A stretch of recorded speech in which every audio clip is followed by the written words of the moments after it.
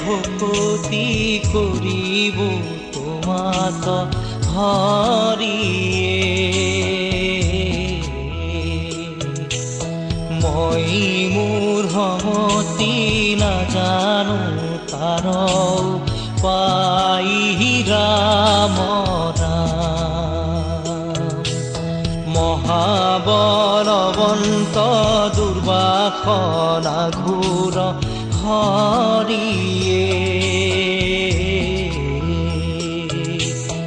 আমাৰ মন কতে জিয়া দূৰন যাই ৰাম